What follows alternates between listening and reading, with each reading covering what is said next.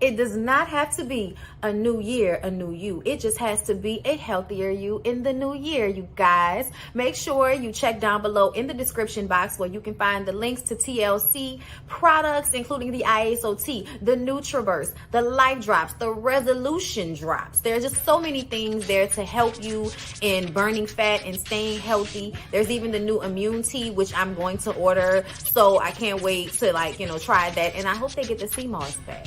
But I do love the sea moss from Mint and Ocean. I'm sorry, it's supposed to be a commercial. Yes, okay? Get those TLC products from me. And do not forget that my biggest life change has been through Kiara LASHAE, Team LASHAE, ifyoucanmove.com. You guys get cute little outfits from Peja and Amari. You also check out Just Move supplements because she is helping us with the energy. Okay, this is the energy supplement. Love it. Okay, just got my protein. Gonna get me some after I work out. So yeah, y'all, down below in the description box, support. So you guys are always asking me where I get my glasses from. So I thought I would finally give y'all a real little ad, okay? Firmoo, I can't see, bitch. Okay, I'm just playing. I'm just joking. These are my new Firmoo glasses here. Super, super cute, right? They are prescription because I'm like totally blind. And I got these matte ones that I think are really dope. And I felt like they would go good with the fact that I no longer have hair. You know what I'm saying? But either way, you guys can use my link and give me credit and get you some glasses from Firmoo. Come on in. Sorry, y'all. Y'all know I'm weird. Whatever. Hey everybody, what's up? It's your girl Bondi Blue. So let's go ahead. Hey everybody, what's up? It's your girl Bondi Blue. Okay, follow me on Instagram and let's get into the video, right? Hey everybody. What's going on, people? How are we doing out there in TV land? What's up, y'all? How's it going? I hate that my pillows are like, oh, I'm normally sitting here, but I'm like pushed over. I'm scooted over. Not with the tag up. Damn it. Hey, everybody. Child, when I tell y'all today has gotten away from me. But I'm so glad that y'all are here. Okay, to see me. I'm so glad that y'all are here to talk about some of our favorite our favorite scripted TV series. I'm gonna get my mouth together, y'all. I'm sorry. That noise, I don't know if y'all can hear the noise in the background, but it's distracting me. So I'm trying to gather myself as I say hello to you guys. You guys, it's just been such a day. Okay. I'm cooking gumbo. All right. I had to go get my lashes done today. I pulled some of my lashes out, child, in my life. But you guys, it's like 7 days away from my birthday. Like, oh my God, I'm turning 33 and I'm just super excited. And we're trying to like get that all orchestrated and what we're going to do. And it's just kind of like, oh Lord, please help me with the patience, Jesus. Okay. But I'm here nonetheless so we can talk about these shows. Okay. Let's go ahead and get into it.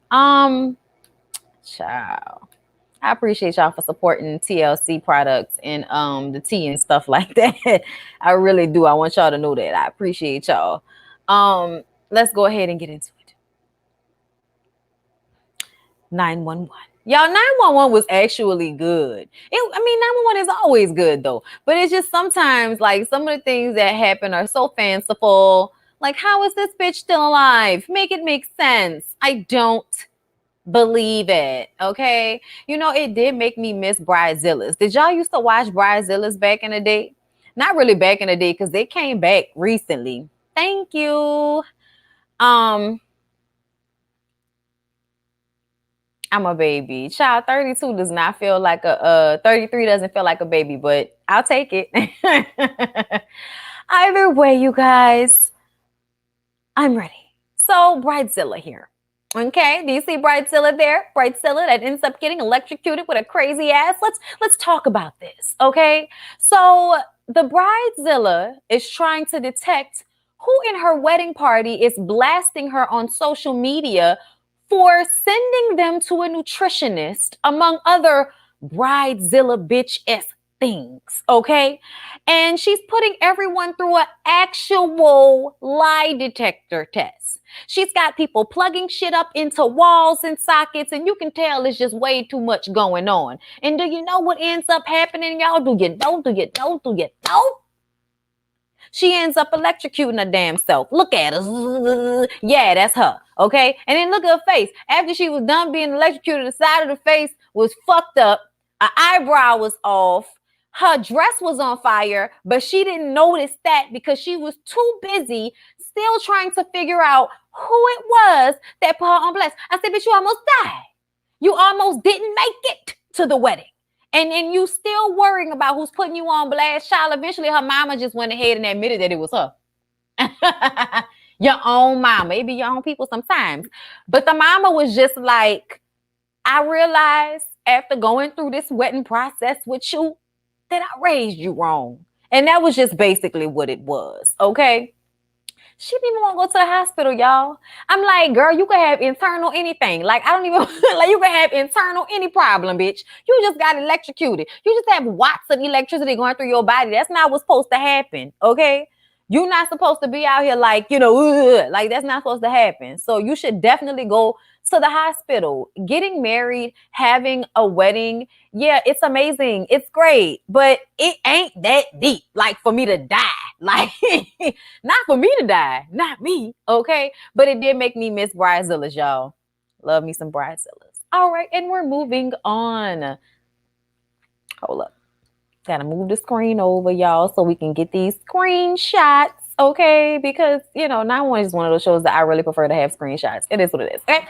So, Henrietta, you guys, very, very, you know, sad kind of episode at the beginning because Henrietta's mom passed out, you know, just out at the store or something like that. And Hen runs to her aid at the emergency room and runs into a very callous doctor. Of course, he's white.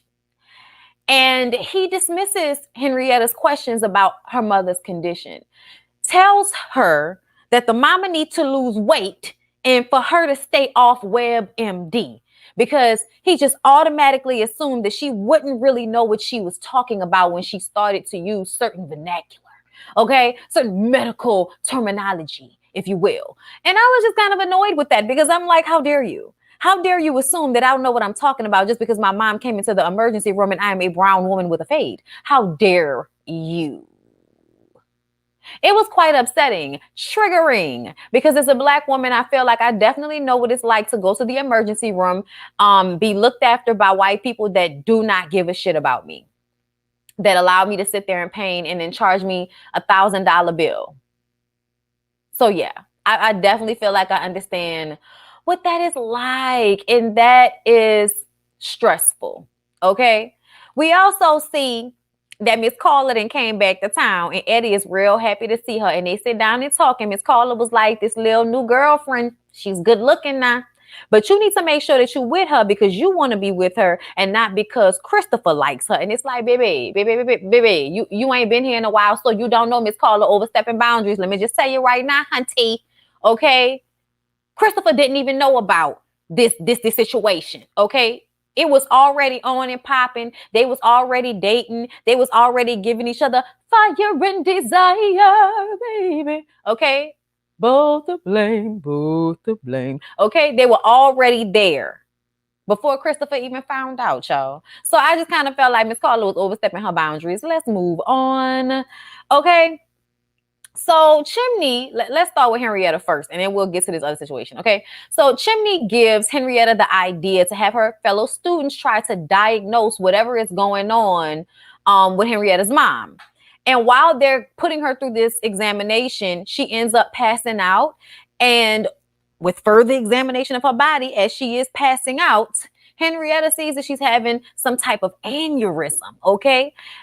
The same doctor who talked to Henrietta before and dismissed her and said that nothing was wrong with her mom except for the fact that she passed out because she was fat, says that maybe the surgeon, wait, I'm sorry. She talks to that same one and she tells him that maybe the surgical team will be a little bit more thorough than he was the first time she came there since he was so dismissive.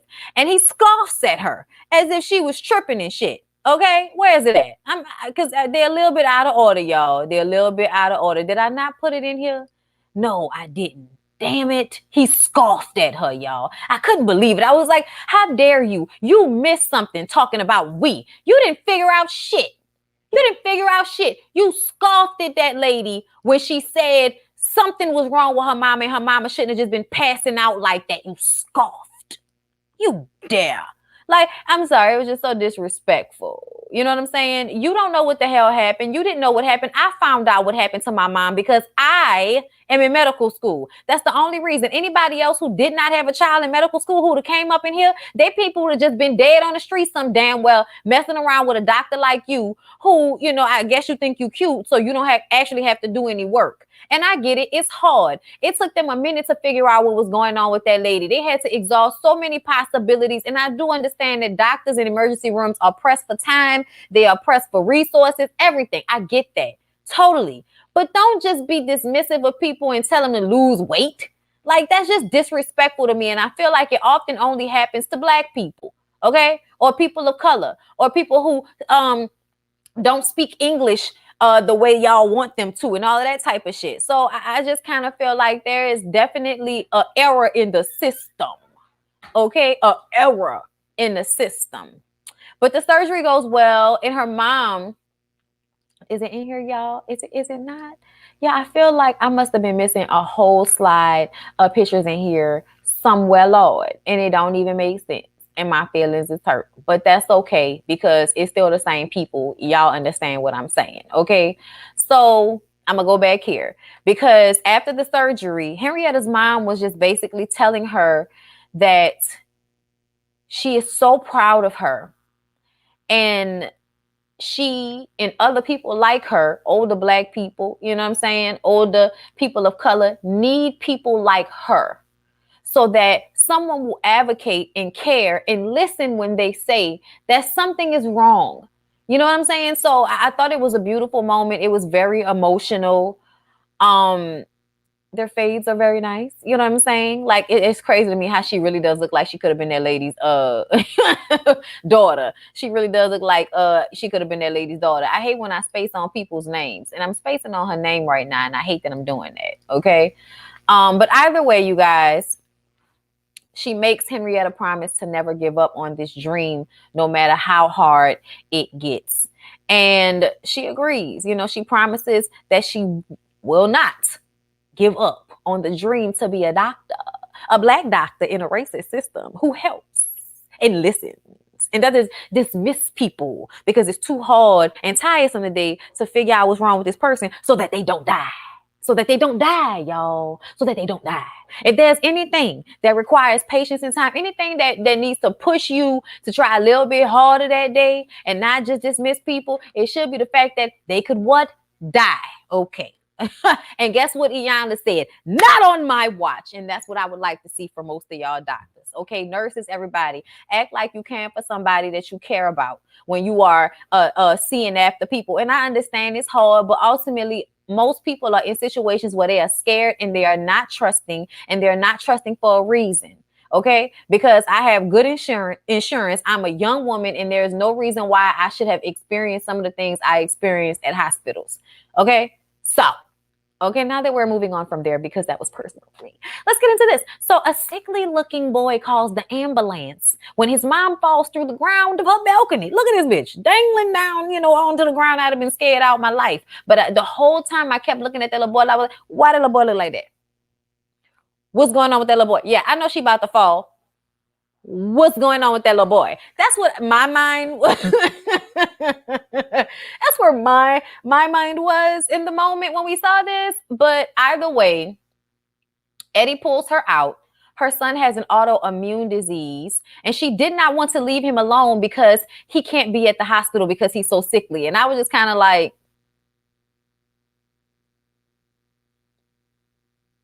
okay. I just didn't believe that.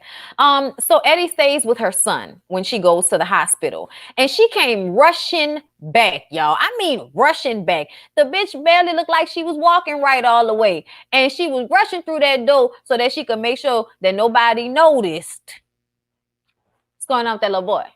Okay, so when she comes in, the little boy is FaceTiming with Chris and Carla, and Eddie, kind of clocks the situation, but, he don't think nothing of it. So he go home that night and he tells his girlfriend about what was going on, because he asked for the information. You might want help the lady and her son because they look sickly. You got the autoimmune disease. People might want help. You got your GoFundMe's out there. Let's see what we can do. I might be able to help. I'm a fireman. That's what I do. I care about people. So Eddie asked for the information, and the girlfriend must have found out through her research with said information that the lady is a fraud. The lady is believed to be making her son sick. Munchausen by proxy. Okay? Yes. And that's what I thought it was. Thank you for the Marsha Warfield. That was annoying as hell to me. So thank you so much for saying Marsha Warfield. Marsha Warfield. Marsha Warfield.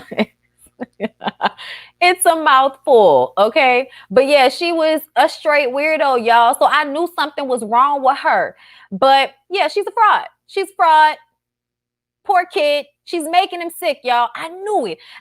Look, as soon as I saw all of them eye drops that she had in her cabinet, I said she poisoned that little boy with them eye drops. I don't know where I heard that from before, but I have definitely heard about somebody slowly like poisoning somebody with eye drops, because it is just enough to make them get sick, but not like deathly.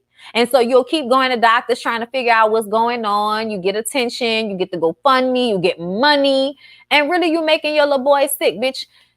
People like that need to go to hell. Okay? People like that need to go to hell. Okay? Yeah, that show from Hulu. Was she doing the eye drops in that one? I know which one you're talking about. I just can't remember what it is right now. But why is it talk like this? With Suzanne Arquette or Suzette Arquette or whatever the Arquette lady name is, the act. Yes. So y'all, let's move on from there because we're gonna come back to that in a moment. Athena, y'all. Athena, where is it at? Where is it? Is it in here? There we go. Athena talks to Michael about Bobby and how Bobby was smelling like bourbon when she talked to him recently. And she asked him about like going to meetings. And he was like, yeah, I'm doing meetings and stuff. Oh, I want to come to your meeting. Oh, well, I don't have a meeting today, but you can come to my meeting on Saturday. Okay. Something was amiss. Okay. She doesn't know what's going on, but she feels like something is wrong. So she follows him. Okay. Y'all see her following, and then he peeped her. And they ended up getting into it. And basically what it all boils down to is that he is now sponsoring the woman who killed all of those people in that pileup. Y'all remember that drunk lady? She was drunk driving a few episodes ago when she had that large pileup, and he was saying that he was basically just a bad day away from being like her. And now he's helping her, and he did not tell Athena about it. And she's like, why would you not tell me about that? And he was like, well, you didn't tell me about the opportunity to retire. You didn't even have a conversation with me about that. So don't act like this is a partnership now. And Athena is like, so you're doing some tit for tat little boy shit instead of having a conversation with me. And y'all, Bobby loses his shit. Okay, Bobby really loses his shit, and he storms off after telling her that this isn't a partnership because she doesn't want it to be a partnership. And listen, I do agree that she needed to have a conversation with him about what she was wanting to do with her future, just to make him feel like, his feelings mattered because he is your husband and he's supposed to be there for that time anyway. And nobody wants to have to worry forever about you possibly not coming home. But I also feel like as a woman, we have to start changing the narrative that every decision we make has to be a joint decision. But when men make a decision, they can just make a decision for their damn selves, and people just have to accept what that is. You know what I'm saying? The only time women truly have that power, and I just mean, and they don't even really have that power. Like in places where it is legal for them to have abortions, that's the only place where women have like the legal right to make a choice about what they're going to do with their body, and nobody can tell them any different. Like that's the only way, because other than that, I feel like a lot of women, have kids that they may not necessarily want, You know what I'm saying? That's probably the only time that women can tell a man, no, I'm not, I'm keeping the baby. I'm keeping the baby. Or it's always up to her. And he just has to deal with that. That's probably the only thing. The only thing. Everything else, I feel like in relationships, men pretty much get to dictate a lot of the time, society-wise. You know what I'm saying? But either way, she still needed to have a conversation with him to make him feel included, to make him feel like she cared about how he felt, and she didn't. And their relationship is looking hella sketch. It's looking hella sketch, okay? Maddie and Chimney, y'all. Let's go talk about them. Maddie and Chimney are going through it with the new baby situation, but Maddie is going through postpartum, and I don't think Chimney can tell. I don't think he sees it. He keeps telling her how great she's doing, but he doesn't notice that she's like crying every 5 minutes. I know he thinks it's hormonal, but he definitely needs to make sure that she's not depressed. She almost seemed like she, want to leave or run away, think the baby might be better off without her or some shit. That's the vibe I was getting. And I was just like, oh my God, girl, please do not run out on this man and his baby. Please do not run out on this man and his baby, girl. That's what my feelings was. And I feel like, she kind of has a pattern of running from situations. So I'm a little nervous about whatever is going on with Maddie. And then we found out that Jennifer Love Hewitt is actually pregnant right now. You guys, I think it's her third baby and she's pregnant. So I wonder if they're going to put that into the storyline or if she is going to run away and we aren't going to see her. Like I'm wondering how they're going to fit that into the storyline based off of what we're seeing here. Okay. So y'all, let's go back to the Eddie situation. So y'all know his girlfriend informed him about what was going on with this lady, right? And her son. The son ends up putting those same little drops in the mom's food, and she has a terrible reaction to the shit, on the floor, twitching and shaking and shit. He was like, I see her put it in my food all the time. I wanted to see what it was going to do to her. And he didn't mean to hurt her, but she put it in his food, so he wanted to see what it did, what it would do to her. I think, low key, you knew she was making you sick. And you was tired of it and pissed off, and you see, other kids, being able to live their life and be happy, and you're not happy and you're lonely and your mama's doing this to you. I think he subconsciously, did that shit on purpose. Like, you want to keep poisoning me? I'm going to poison you. Okay. And when Eddie and everybody shows up and he realizes what's going on, he has to get treated for them damn eye drops and the chemical that's in it, and so does she. But they send them in separate ambulances. And he was like, my mom. And Eddie was like, it's going to be fine. She's going to go over there. She'll go to a different hospital because we have to arrest her. We're not going to tell you that, but mom's going to jail. When they're standing outside, you guys, when they're standing outside, damn, I'm telling y'all, I missed the whole thing of slides. They're standing outside after, and Eddie gets shot in the shoulder, slow motion. Like, he didn't even realize it. And then he went down and he's bleeding out on the concrete, and Buck is just standing there with blood splattered all over his face. And another paramedic realizes that somebody is shooting at them from up above. So he hurry up and runs and knocks Buck over onto the ground. Thank God, they didn't get shot. But it's like, okay, so a sniper is trying to kill the ambulance and the firemen people. That's upsetting. Congratulations, Marley. That's amazing. Okay, everybody having those panorama babies. Child. I stay not being a part of the herd, huh? I didn't gain weight and I didn't get pregnant. But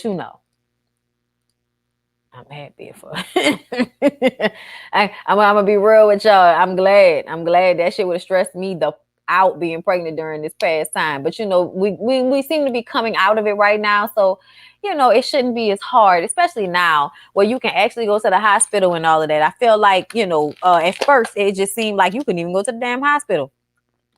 Okay? Unless you were about to die, But anyway, y'all like the video, and we're going to move on to the next show. 911 was good. I'm worried about Eddie. But he gonna make it. You hear me, bitch? If you don't make it, I kill you.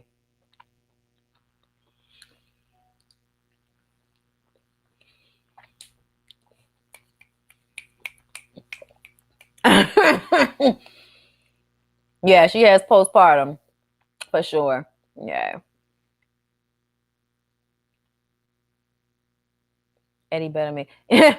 Yeah. Do you hear me? He better make it. You hear me, bitch? If you don't make it, okay. And I mean it. All right, y'all. Let's move on. We're gonna do This Is Us, and then we're gonna do All American. Okay. Okay. Okay. We started letting one visit a per patient in the hospital this week in Miami or downtown. That's what's up, and that's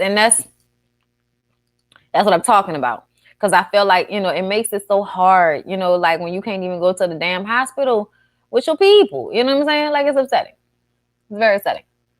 Okay, here we go. Let's get into This Is Us. Okay, so This Is Us this week started off with Kevin and Jack at the movies going to see Jerry Maguire for the very first time. Now, I do not remember seeing Jerry Maguire in the theaters, but I remember watching it at home several times and also having it on VHS tape. So I am understanding of the phenomenon that was Jerry Maguire. Give me money, the Quan, okay? I'm here with y'all with Cuba Gooding and Regina. You know what I'm saying? Child, Cuba know he look good in that damn movie. Lord have mercy, okay? It was just a good time had by all for the Jerry Maguire movie, okay? Renelle Zellweger was still all perked and, not as pinched, so we didn't know that Tom Cruise was that crazy at the time. You know what I mean? It was a good time for everybody. But yes, y'all remember that, okay? That maybe one of the last times that Kevin and Jack spent time alone together was when they went to the movies to see Jerry Maguire. Okay, because of that, I think he has cemented that movie as a good feeling and also as a moment of epiphany. Because of what it means to him as far as his dad is concerned. I think he allowed it to mean something to him as time went on because of this original moment. Okay, so this episode is the Bachelor and the Bachelorette parties for Madison and Kevin. And child, I had to show y'all lumberjack version of Randall, which Beth is feeling. And child, I'm always feeling both of y'all. So, okay. But I'm telling y'all, I was watching this episode and I had this moment when I was like, Kevin and Randall, like both, Chris, because I think that's Kevin's real name is Chris. And I could be wrong, but I think it's Chris.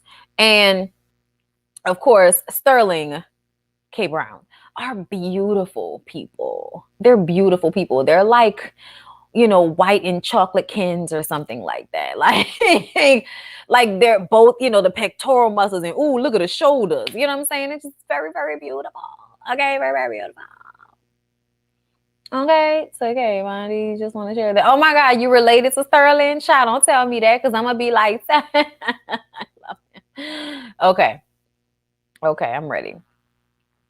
It's Justin. What's Justin? Justin Hartley. Justin, thank you. I don't know why I was thinking Chris. Justin Hartley. Thank you so much. That is his name. I remember now. Okay, but yes, it's just so beautiful. But anyway. So Randall looking all good, getting ready to go fly fishing with the brother and all of that for the bachelor party. And also Toby's gonna go there. And Kate said that Toby needs to, get in the headspace to have a good time. You know what I'm saying? Like recharge, man. Like get into a better headspace, man, because you've been a drag lately ever since you lost your job. He's been a drag. That's just really the truth of the matter. Okay.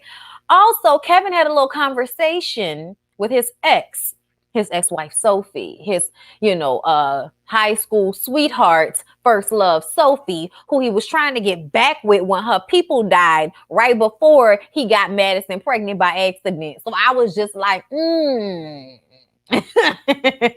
what might happen here? Okay. Now she saw him on the cover of the magazine. So she hit him up to congratulate him and to see how he was doing. And I really feel like they might still have something. I'm really thinking they might still have something because I don't think he was really over her. And the fact that she reached out makes me feel like she is not really over him. Okay, so I was confusing Toby. Right, okay. Gotcha. And I also love Chris Sullivan. Okay. I do love, the tall, big guy with a beard. I'm a fan. Okay. So yeah, y'all. he has that conversation, but you know, the twins end up shitting all over the place. So he has to get off the phone with Sophie and go tend to his Sharon. Okay. Then we have Miguel leaving Rebecca to go to the bachelorette party, and he's nervous. He's worried. You know, she is in the beginning stages of, you know, losing her memory, cognitive. I forgot what they called it, but it's basically like dementia, or, you know, a version of, not dementia, Alzheimer's. Okay. So yeah, he's worried. It's hard for everybody, but she's tired of feeling like a patient. She wants to feel like a mom, like a wife, like a normal person for a minute. And he's just always worried about her. Okay. So that's how everybody is going on this trip. So let's go to the flashback right quick. Okay. So in the flashback, Rebecca takes the kids, Kevin, Sophie, Randall, Beth, and Kate to the cabin so that they can, you know, enjoy it. It is kind of sort of romantic. I think Rebecca wants to be there so she can think about Jack. And of course, it's just like a family trip and everybody's dating. So that's how moms are. Like, I feel like if the dad was there, they would not have, you know, done the couples and we're all sleeping and everything. But when it's just a mom, it's just like, yeah, come on, let's just all go. Okay. So when they get there, Randall and Beth are talking about this long distance relationship they may possibly get into if she takes an internship that is out of state. And Kevin keeps saying that the distance won't be a big deal because it wasn't a big deal for him and Sophie. And Sophie is like, I wish you would stop saying that shit because that is not true. Okay. It was very difficult. And I'm glad you're back. And he's like, well, I'm only back for a while because eventually I'll have to go back to Hollywood if I plan on being a successful actor. Okay. This is upsetting to her. And he doesn't even really know how he plans on handling it, which pisses her off and also pisses off Kate. Okay.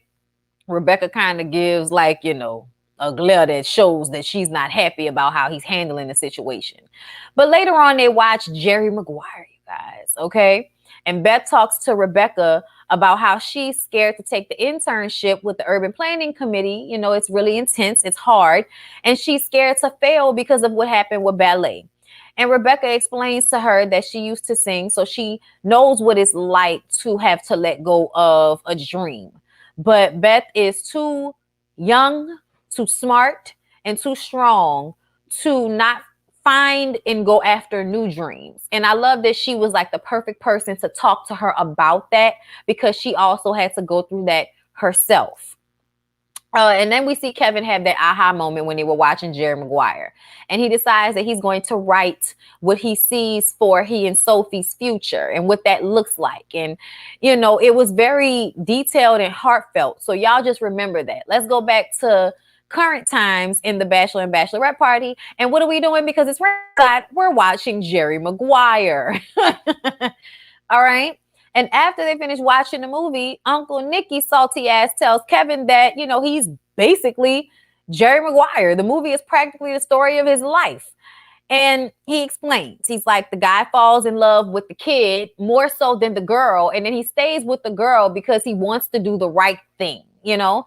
And that's exactly what it seems as if Kevin is doing, because Kevin wasn't interested in Madison until she got pregnant with their twins. And it was just kind of like, this is what I think is the right thing for me to do, you know, even though we don't know if that was necessarily his first choice. And it's because he hasn't thought about it. But the fact that he, I feel like, showed up to get back with Sophie right before he got Madison pregnant, it makes me feel like she might have been almost like a settling situation. And I think Kevin is always trying to think of situations and relationships as destined and, you know, meant in the stars and all of that type of shit, which is cool. And that's what happened with Jack and Rebecca. But that doesn't have to be the situation for him. So I think he thought because she got pregnant, I mean, that ain't really, I mean, yeah, it is destined to be for your children to get here. You know what I'm saying? So it was destined to happen, true, but that doesn't mean that y'all are destined to be together just because you got her pregnant. Okay. So now that thought process is happening. And Kevin actually got pissed off with Uncle Nicky and went off on him and told him that he was rude and mean and, you know, being an asshole. And they had to tell him to calm his ass down because you can tell that the only reason you are this upset is because now it's really on your mind and you're questioning whether Uncle Nicky is right. So back with the ladies at the bachelorette party, a nude model shows up that Kate has gotten for them to paint. And turns out he used to date Madison and he ghosted her. And then they have to, explain what ghosted is to Rebecca because she didn't know what it was. But, at the end of the day, Madison is marrying a rich movie star. So she's not exactly, the person that missed out in this situation. But she has to mention that Kevin didn't really choose her. And if it was not for the pregnancy, she doesn't know if they would really be together. So they both have this question about whether they would actually be together if it were not for the pregnancy. And I don't think they would have. I don't think he would have really looked at her in that way because, first of all, he's kind of self-absorbed. And I also feel like because she was Kate's friend, in his mind, he probably wasn't really paying attention to her in that way. Because if that was the case, he would have probably tried to fuck her when they first met. Okay, but she got issues.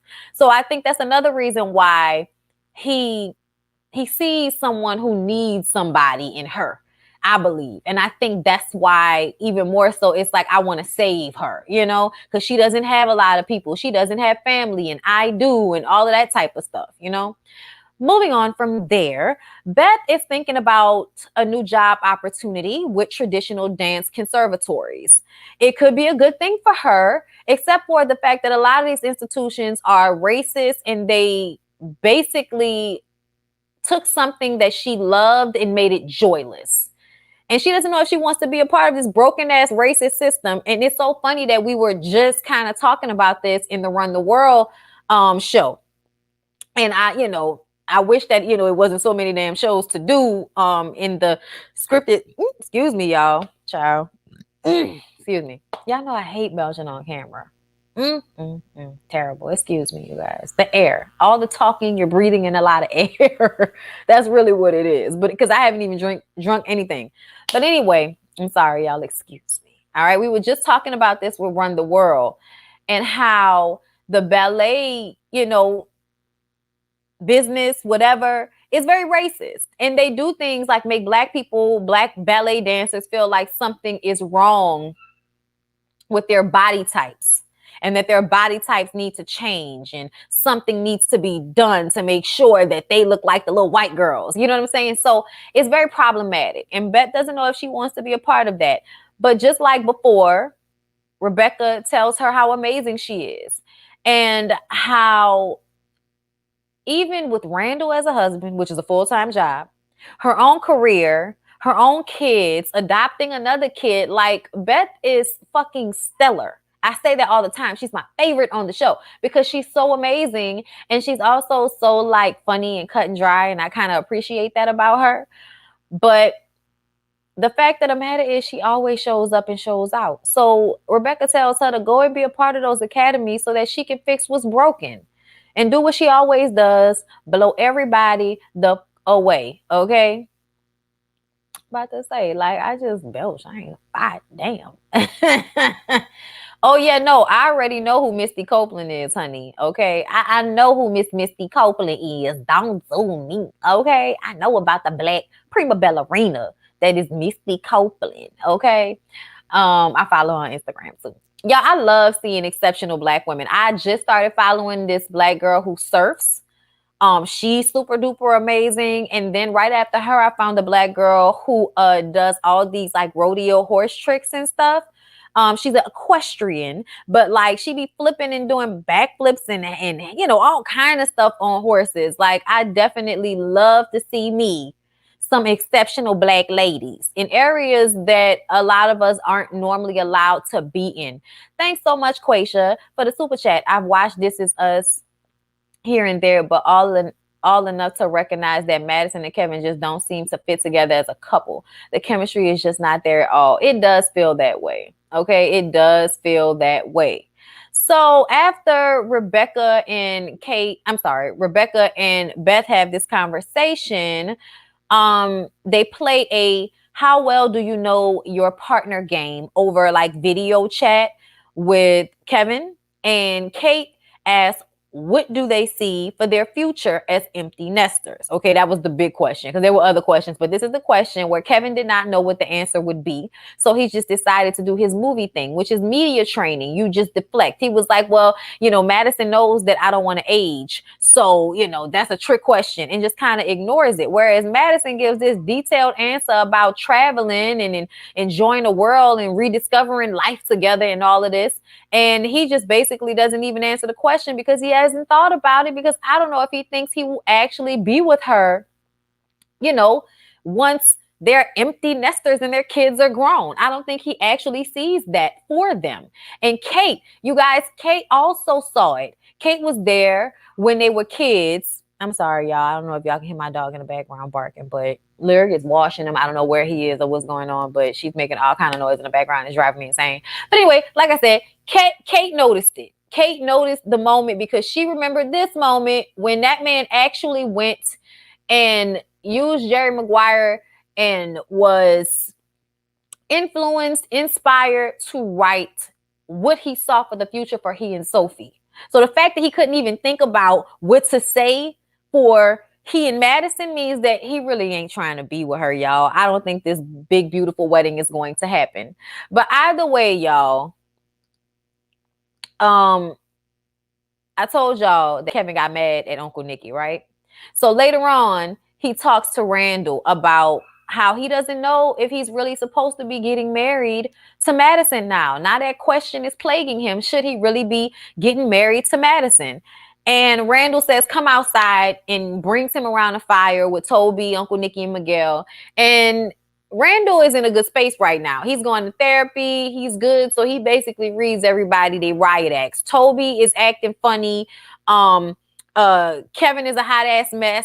Miguel is boring and just, worrying so much about Rebecca, and Uncle Nicky's an asshole. So yeah, let's talk. Let's do this prayer circle. Let's talk about what everybody's going through. Okay. And they kind of do it from the angle of the Jerry Maguire movie. Oh my God, y'all, like, can y'all give me a moment, please? Like the video.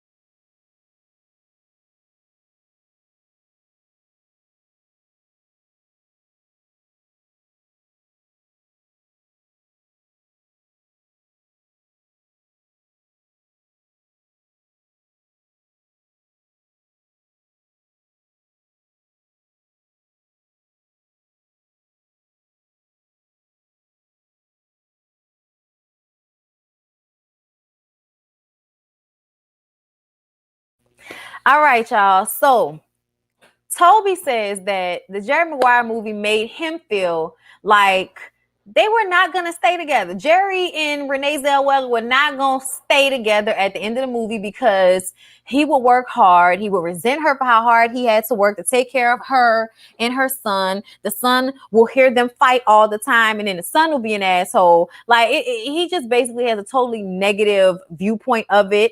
But it's basically because he's in a bad space right now. He needs a job, not only for, money, but also for his sanity. He needs to get a damn job. And the only little nibble he had was for someone who is a job that basically calls for somebody that's younger, that doesn't have two kids under 2. It's in San Francisco. So it's away from Kate's new job. Like, it's just not a good prospect.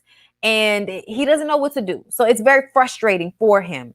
Uncle Nicky then explains that he basically missed out on his love. Okay. He tells him about the girl he was in love with 50 years ago. He's only had one relationship his whole life because, he's been living in a trailer in the woods for most of his damn life, which is crazy to me.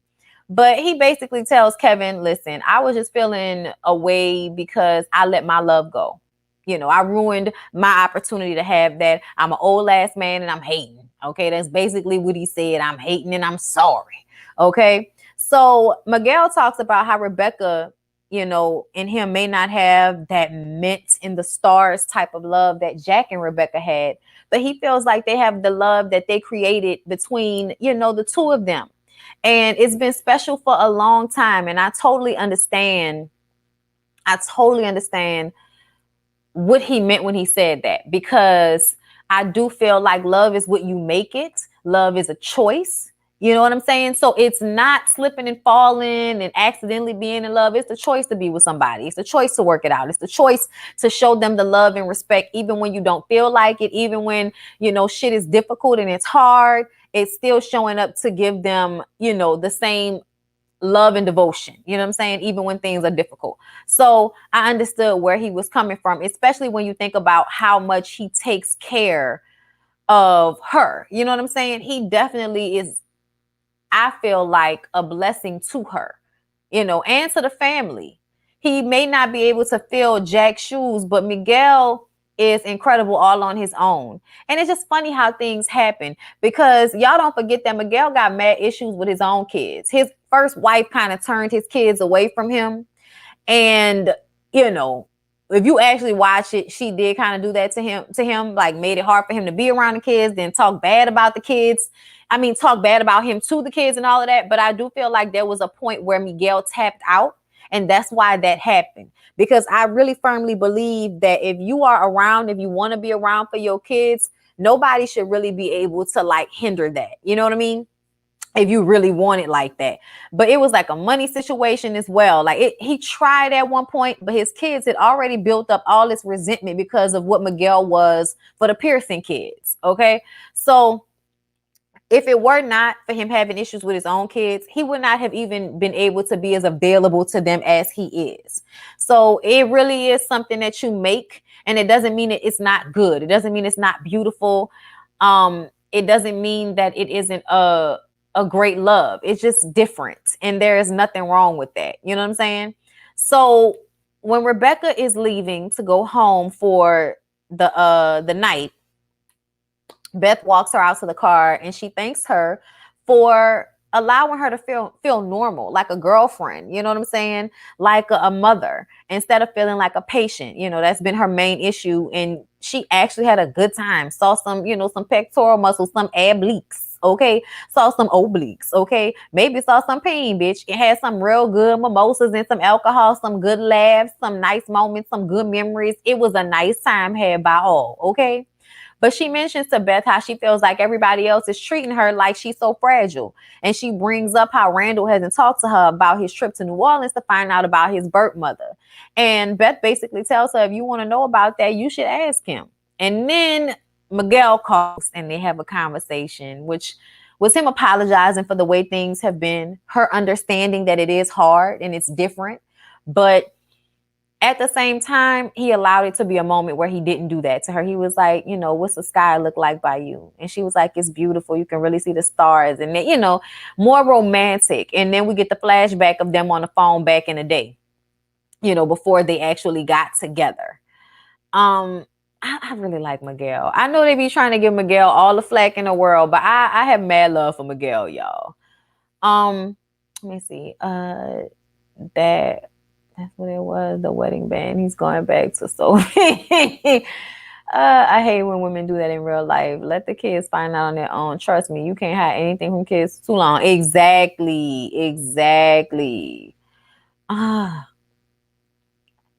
That's why I live in their house too. Right. Miguel was never a hands-on dad. He was too busy working. Yeah, that too. You right about that. Was Madison in a future episode in that big, nice cabin, or did we just assume she was there? I can't remember. We didn't see her, so I'm not sure. But I don't think she was. We saw the kids, though. I know I want to see Felicia Rashad next week, too. But y'all, inside the house, Kate asked Madison, I know he's my brother, but is he truly making you happy? Do you really want to be with him? And Madison is like, to be honest, I never know what to expect with your brother, but he has shown up for me in ways that I never thought anybody would. So yes, I love him and I'm happy and I want to marry him. Kate still looks worried. Okay. Toby calls that job and leaves a message and says that he's interested in it. So that's definitely going to cause issues in his marriage. And then we see Kevin delete Sophie's number. And I'm like that matters. And Madison watches his answer to that question about their future again. And it just kind of seems like that issue, that problem is not over. It's not. They're going to be fighting about that sooner than later, next week for sure. Okay. Let's move on, y'all. It was a good episode, though. It was a really good episode. I enjoyed it. I do feel like Kevin is going to end up with Sophie. I mean, it just really seems like they were probably meant to be together. It just so happens that sometimes you got to break up to get back together with people. Especially if he's still thinking about her all these years later like this. You know what I'm saying? But I feel like with Madison, you know, if you don't really want to marry her, whatever needs to break that shit up, bro. Don't get married to somebody you really don't want to marry. And don't put her through that because she gonna feel like it might feel worse to be rejected on the back end. You know what I'm saying? But y'all, let's go ahead and get into All American. All right. So Laura is forcing the kids to sign this annulment that she wants them to get. All right. But Simone's mom doesn't want her daughter to be a divorcee. Okay. She said it's so déclassé. And I was just like, girl, shut up. Oh my God. It was déclassé for your teenage daughter to get pregnant, but we're here now. Okay. But don't she look like Crystal? She looked like the mama from not the mama. She looks like from the Players Club. She like Ronnie from the Players Club. Okay, a little bit in the face. All right. But anyways, Billy isn't there for some reason. And Simone's mom is shading the shit out of Billy for not being there, showing, obviously you guys have too much going on in whatever's going on in your family, just basically shading them. And it was just kind of like, ma'am, your daughter still got pregnant in high school. Calm down. Bring it down some. Okay. Yeah, they definitely changed the moms out. It's still the same velvety father that it was last time. Okay. I know that velvet anywhere. But yes, Laura is hell bent on the annulment. I don't want to hear nothing about it. Okay. But then she gets a notification because somebody had been blowing her phone up and she kept ignoring it. And then she gets a notification and goes to turn the TV on. And we see that body cam footage that Olivia leaked to the public has now reached the media and is on the news. And people are calling for Laura's head. Okay, because now they pissed off and they see what happened with this girl, Tamika, and how she was just sleeping in her car and they basically accosted the girl out of her sleep. She was confused, slightly probably drunk, and they were just so violent and disruptive instead of being calming in a situation that did not require all that. This person was asleep.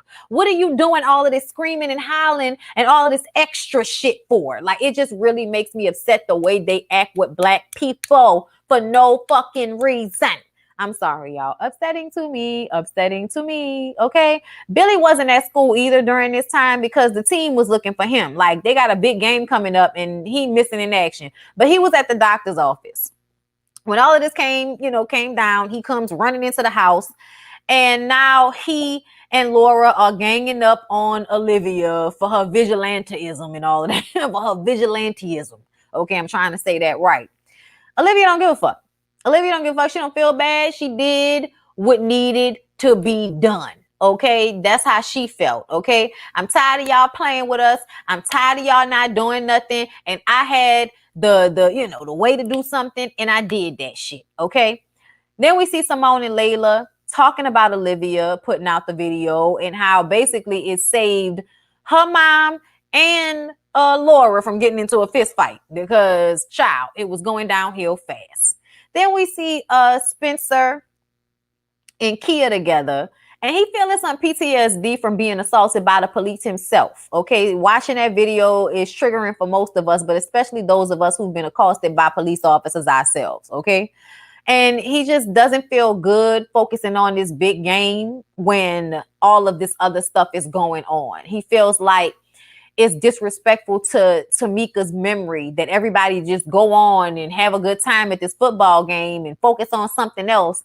Like this terrible thing didn't just happen. And his mom assures him that he doesn't have to be mutually exclusive. He can care about both of those things at the same damn time. And he cannot allow for these situations to take joy from him, because then those assholes win. And I appreciated that message because a lot of us need that. Okay. So we saw, Billy at the doctor. Billy got a CAT scan. He's worried about, what's going on with him. He can't remember when he knocked the principal out back in high school. Oh, not, the current principal Carter, who was in school with him back in the day. His dad comes in asking what the hell is going on, because he didn't found out that Jordan was married to Simone, and that Olivia put this video out, I believe. So, of the situation with Laura. Either way, shit is haywire at Billy Baker's house, and his daddy is coming to see about his grandchildren. Okay. So then we see Spencer and Kia talking to Olivia, and they talk about a plan to show support for Tamika. But the plan, everybody ain't with it, okay? Because Spencer wanted to take a knee during the national anthem. And Chris is like, no, because if we do that, then some players can get suspended. And this is like a lot of our last chance to make sure that we get seen by colleges to play football, okay? So we can't ruin our opportunities to get out the hood, kneeling during the national anthem, because they do penalize for it these days, okay? So Spencer is really feeling away because he's trying to figure out how he can use their, power as the football team that everybody's coming to see. How can they use this to the advantage to help their people? I think it's so disrespectful for people to expect for Black people to create some type of separation between who we are and what we do. I think it's so disrespectful, and I think it's something that nobody asks of white people. Nobody asked them to not be white or to not care about things that affect their people. And they don't have people the way we have people, but we know how they get down. Okay, we know that this entire system is set up to benefit them. So they don't have to necessarily be just looking out for every other white person, because this entire system is set up for white people to look out for each other and then not really look out for anybody else. And then actually have brutality and anger and hatred and vitriol towards everybody that doesn't look like or show up in the world as they do. So I just kind of feel like it's so difficult. It is very hard. And I think Spencer is always trying to put the weight of the world on his shoulders. All right. But where is it at? He runs into Billy's dad, and Billy's dad was a part of the Watts protest, and he feels like it's always good to protest, even though he's sad that all these years later we're still fighting for, equality and, to stop the police brutality. At the end of the day, if we got to fight for it, we got to fight for it. But we can't stop until the situation has been rectified. We can't stop until a difference has actually been made.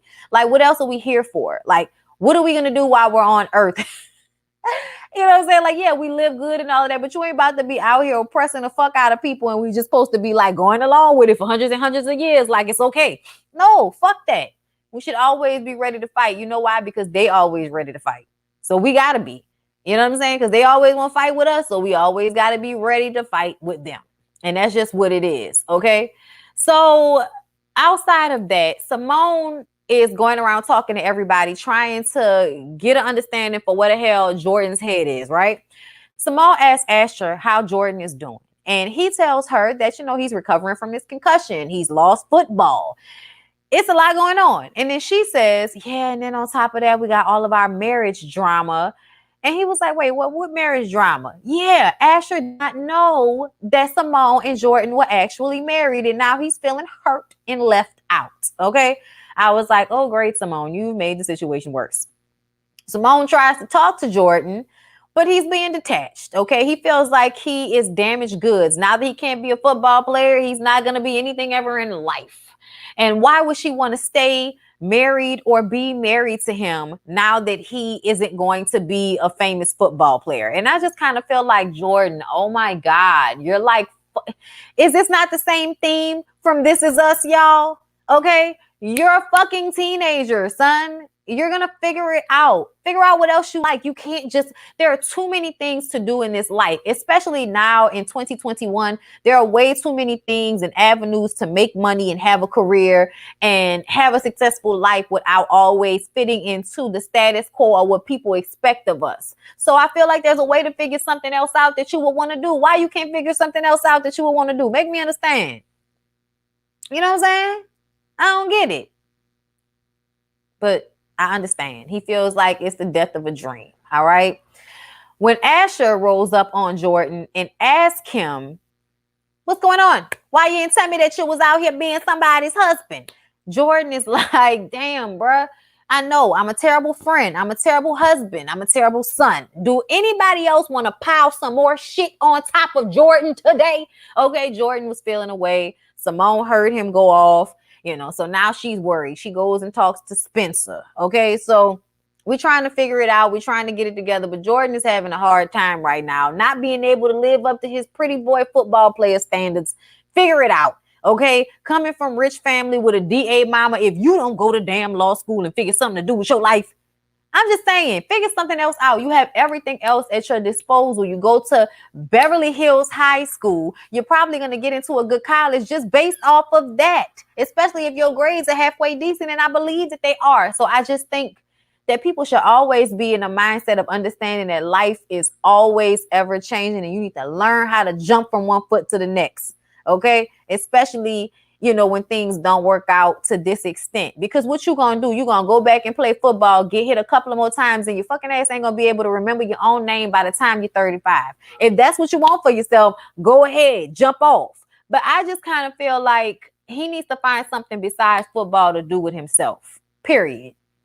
Y'all, let's move on to Mo. Y'all, Mo has finally revealed herself as the damn villain. All of the time acting like she cared about black people. All of the time making us feel like Coop was crazy and she really was here for the right reasons and she really understand that her brother Tupac was an asshole and that he was out here, killing and doing all kind of shit in the neighborhood, scaring everybody. Oh no. She really the villain now, y'all. She has expressed to Andre that her main focus is to make Coop lose her future. For her whole future to poof, pow, be gone. Andre tells her, well, as long as Preacher's around, you won't really be able to accomplish that. Okay. You know what she does? I'm going to first of all, comb the curls out. Can we please comb the curls out? Why are the curls not combed out? Never mind. We're going to take Preacher on a date. Okay. We're going to go get some good food and we're going to have a nasty ass goodbye kiss, bitch. Okay. Gank, she thought she had him, but Preach was like, this was nice. I appreciate this. But this was a goodbye kiss. Deuces. Bye, bitch. I know you thought you had a friend, but you don't. Thank you, Robin Diggs, for the super sticker. Thank you so much, love. I appreciate you. I was so mad at this moment, y'all. I was like, really, Mo? Comb the curls out. Anyway, then we see Laura's chief of staff. That's this white lady right here that we ain't never seen before. That's Laura's chief of staff. Okay, she checks the dog piss out of Olivia and tells her that she ruined her mom's case. Her mom was actually trying to get some police officers to testify against Tamika's shooters, but now with the leak of that video, they have backed out. And now she has to piece together her case under scrutiny and being called a racist colonizer who fetishizes black men and little mixed babies. Okay, so just at this moment when Liv is about to, relapse, she was stressed out. Layla comes in to save the day. We'll get back to that. Okay, so Grace, y'all. Grace always got to come in and be, the strong black woman that just know all, be all, and make everybody feel good about themselves. She is always at the school, which she is also always at the school, which makes me feel like something is definitely going on with her in principal quarter. All right. But Grace has to talk Laura off the edge in Billy's office. She went in there looking for him and he wasn't there. She explains why Olivia did what she did, basically saying Olivia felt like she had no choice. It's very hard to watch your own people go through this over and over again with no recourse. Like, what do you expect? It feels like war at this point. And it feels like if I have to do something like this in order to aid in, us changing this, then I will. You know what I'm saying? So Olivia still was right in what she did, but it was the way she did it, and it was immature because she's a child and she doesn't have an understanding of everything. And Layla had to explain to her, your mom cannot talk to you about her cases, and just because she did not express what was going on to you does not mean that you should have done what you did. Because I don't know if I would have put my mom in harm's way either, but I do understand. And also, my mom black. So I feel like, the dimensions of the situation are slightly different. But Grace explaining that to Laura really made her understand what it is like from her black kids, and especially Olivia's standpoint. It's not that easy to just act like this isn't harming me, causing me trauma. You know what I'm saying? It's just not easy when your mom doesn't get it because she doesn't share your skin, and she won't ever really get it. Even though her kids are black, it's not the same thing as being a black woman herself and feeling what it is to be persecuted, to be always the person that has to come and save the fucking day, that never gets the pat on the back, that never gets the accolades, you know what I'm saying? That never gets the thank yous or the flowers that she deserves for everything that she does to create balance in such unbalanced situations. You know what I'm saying? But when Grace said that the justice system is broken because Laura thinks that a few bad apples, no, honey, it's not a few bad apples. It's the entire system. And I think I need for people to understand that the system of the police department, even within in their unions, it is made and set up for them to get away with murder. There is no reason why your job is the only job where you can just do whatever the fuck you want to do, and there should be no responsibility. If we do something at any other job, if a doctor kills some damn body, they have to be responsible for that. But if a police officer does something wrong, doesn't follow protocol, goes against what he's supposed to be doing, mandated by your system, y'all allow them to get away with that. That is the fucking problem. Everybody has to, be subject to the law except for the police officers, it seems, and some of these judges and all of y'all that are involved in law enforcement or in the making of laws. It seems as if y'all get away with breaking the very laws that y'all are meant to uphold and protect. Okay.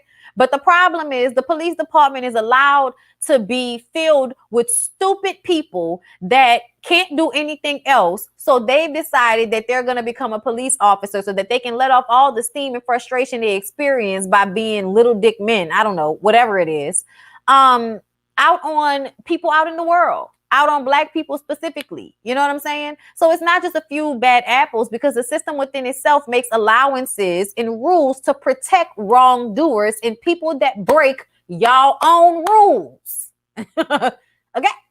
It's not just a few bad apples, okay? Because when somebody speaks up about the wrong shit, y'all fire them. That's the problem. That y'all whole system thinks it's okay to harm, disrespect, and fuck over people. And then when somebody says that's wrong, those people get reprimanded. Those people get fired. Those people lose their pensions, not the murderers. Insane. It's insane, okay? It's fucking insane. Anyway, y'all, let's move on. So it's game day. And Spencer gives a speech about how they have to stand up for themselves and for their people. And he wants them to forfeit the game.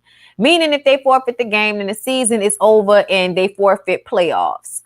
Spencer is willing to make that sacrifice. At first, it seemed as if he was the only one willing to make that sacrifice. But when them boys walked out on the field and then gave that knee, and then in the other team, y'all, I was crying. I ain't gonna lie. Tears was running down my face as I was typing my notes and watching them make this sacrifice, because I feel like seeing things on television sometimes provokes real life situations. And the truth of the matter is, I think that it would be so powerful if people that really, mattered in the world, like football players, basketball players, like all decided, you know what? No. Until we see like actual legislation put in place that checks this, and this off, we're not going to continue to make anybody else any more money. But everybody has been put in a place in this system where they feel like they don't have a choice. And that's unfortunate. It really is. Because I think that those types of situations might be the only times, where something actually can be done. When people that make really powerful people a whole bunch of money say, we're all gonna not do this. All of us. Y'all are not gonna be able to make football, basketball, anything that black men are in it. Y'all are not gonna be able to make that happen at all with us. If y'all want football teams full of white people, go ahead and make that work for yourself. And then we do that, then the black people would then create their own shit and then make money off themselves and not continue to make probably old white slave owners that now own football teams. Okay, because some of y'all had the money to buy football teams because y'all made money off slavery. But I'm gonna let y'all live. Because I don't have a choice. But anyway, moving on from there, you guys. So Billy talks to Laura about the memory gaps. Oh wait, no, I'm skipping shit. I'm sorry, y'all. I'm skipping.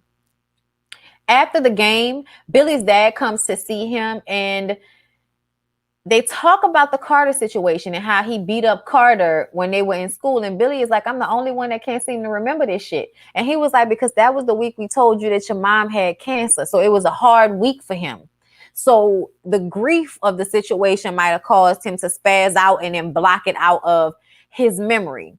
And then he makes a comment to his dad about how, you always trying to block mom out of your memory, or, basically like he was trying to make it so that they forgot about his mom. And it's like, I hate when grown ass people grow up, have a better understanding of life, and then say stupid shit like that to their parents. Like that's what was really going on. You ever thought that your dad didn't want to bring your mom up because he would fall to pieces if y'all actually sat there and talked about her? That he would fall to pieces in front of you, and as a older black man, you're not supposed to show weakness and cry in front of your kids. Like that was their mindset. So why am I going to talk about something that could possibly turn me into a whole crying, blubbery ass fucking mess in front of my kid that needs me to be strong for him? Like that's the mindset. It's not that he didn't care. It's not that he was pushing your mother away from you guys' memory. It was that he needed to do what he had to do in order to keep going, because watching somebody die of cancer is hard. Them being gone after and you having to be a single parent is even harder. You know what I'm saying? So I think that Billy needs to check himself and really look at his dad for who he is instead of who we see our parents as when they don't let us have our way. So Billy talks to Laura about the memory gaps, and they don't have any real issues with his memory or with his brain. You can't tell if you have CTE until you pass away. So there were no cognitive issues though. So it's obviously grief. And he just kind of talks about how difficult that was for him during that time, finding out that his mom had cancer. And he can't believe that that's what caused him not to remember beating the shit out of Carter. Okay. And then we see Layla doing Olivia's podcast and reading a script written out about Laura not being a racist colonizer who fetishizes black men and mixed kids. So she wants everybody to know that even though she doesn't necessarily regret what she did, she doesn't like the fact that y'all playing with her mama like that. Don't play with my motherfucking mama like that. Okay. Don't question my mama's integrity because she was challenging the status quo. And I should have trusted her. But at the same time, don't play with my motherfucking mama like that again. Okay. That's how she felt. And that's what she wrote. And Laura felt so much better because she was like, my daughter really think that I don't care about her. Like my daughter really thought that I was out here not trying to do what was for her betterment. But it's like, because they have so many people out here that say that same shit and still don't be doing what they're supposed to be doing for whatever reason. Simone's mom, okay, wants to plan a wedding. Okay, because all of this stuff is going on with Laura right now. She is using this opportunity to plan a wedding for Simone and Jordan so that people will feel like she was okay with her teenage daughter getting married. I was like, girl, whatever you think makes sense in your mind, but it don't make sense to me. And then we see Jordan go to talk to Spencer, and he asked Spencer to train him.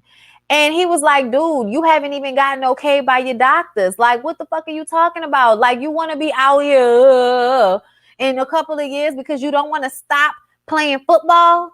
I mean, I just don't understand Jordan, y'all. Spencer still agrees to do it as long as he goes to therapy. He agrees to go to therapy, but it sounded suspect, like he may not really do it, like it might be bullshit. I don't know. But Jordan is working on my nerves because I want him to find something else to do besides football. You have concussions, head injuries. Don't die for this. Don't die for this. Don't lose your motor function for this. That's how I feel. The NBA is the only sport organization that has more freedom to have a voice. The NFL, on the other hand, is very strict and old school with their business. Exactly. And it's bullshit to me. It's bullshit to me. Because they use it when they want to make all you black and brown people sign up to go get killed for whatever reason in the army. They love to put those commercials on during the games. What's the difference? I don't want to see that shit. That makes me sad. Y'all want somebody to go and die. Not saying that sometimes we don't need to do that, but a lot of the times I have questions about why y'all feel war is necessary. Glad Kaepernick knew his rights and did not apologize for kneeling. I'm glad too. Fuck them. Why is Jordan getting therapy before Olivia's? Olivia's in therapy. Olivia was in therapy. Remember? She's been going to therapy. She's working through her issues. Her therapist she also has a sponsor. That's another thing. You got to remember, she also has a sponsor. Jordan ain't talking to nobody. You know what I'm saying? But yeah, y'all, that's it. That's all. Hour and 15 minutes. I ain't even mean to be on here this long, y'all. I'm going to come back for Married at First Sight right after this. Y'all, please don't forget to like, comment, and subscribe. I appreciate all 221 of y'all for coming through. I appreciate everybody who comes back for the playback, who enjoys this content, because I know it's not always the most viewed, but I love y'all so much for showing up for me anyway. So don't forget about the Ladies First panel tonight on Nisi's channel. I will remind y'all again in my Married at First Sight review. All right. So I will see y'all back in a minute. I got to go stir my pot.